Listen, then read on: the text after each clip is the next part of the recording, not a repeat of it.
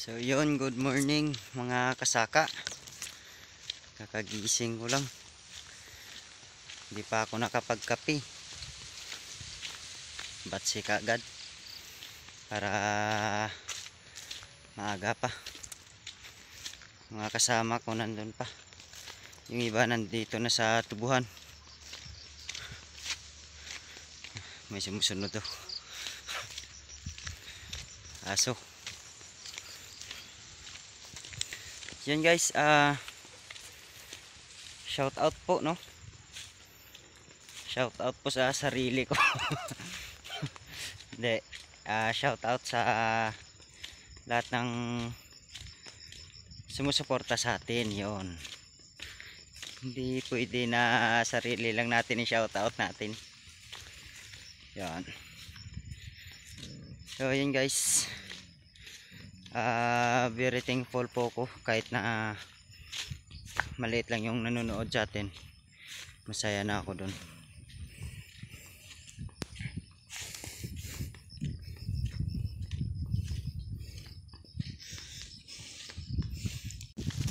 At syempre, salamat na rin po sa bashers ko dyan. Bashers ko, no? Maraming salamat po. At nandito pa rin po, kasalukuyan pa rin po nagtatrabaho yung binabash nyo.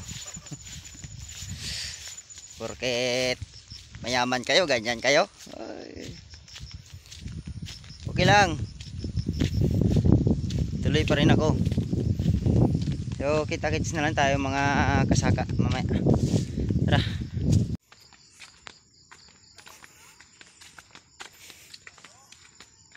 Dito na ako mga kasaka.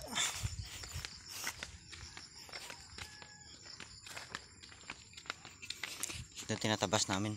Puro damo. Pambihira. Napakasukal. Yan mga basher, oh. Tignan nyo yung damo na pinagtatabasan namin, oh. May reinforce. May reinforce kami mga kasaka. Yan, oh. May reinforce, oh. Naka green. Tsaka yung naka sky blue.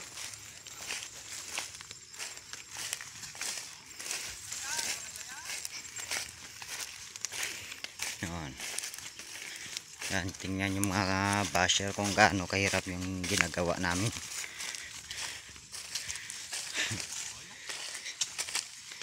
Pero maraming salamat pa rin sa inyo mga basher, no?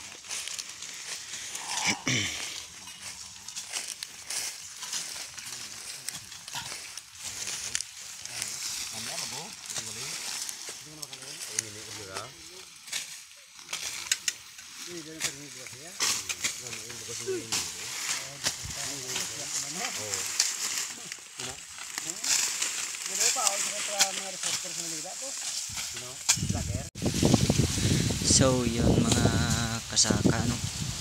Tingnan nyo naman kung gaano kahirap yung ginagawa nila. Namin. Isa kong kasama, si Kasaka Leo, tumatawag pa.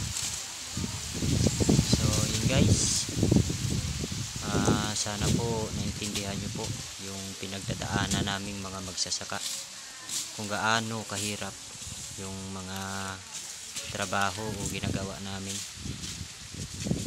Kung wala yung magsasaka ng tubo mga kasaka, di ba, walang asukal.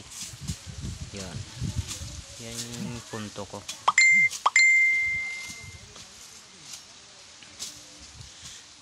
Yan, konti na lang yan eh. Di ako nakapag-video kanina ng umaga kasi busy. Alam niyo naman pag ano, wala akong cameraman, di ba? Tsaka yun, sana po suportahan nyo pa rin po ako, no? Kasi na ganito lang po yung content ko. Sana po ma-subscribe nyo rin po ako at paki-hit na rin ng bell icon para lagi kayong updated sa mga latest video magsasaka content namin. Dahil marami pa po tayong content na dapat maipapakita sa inyo. Yon.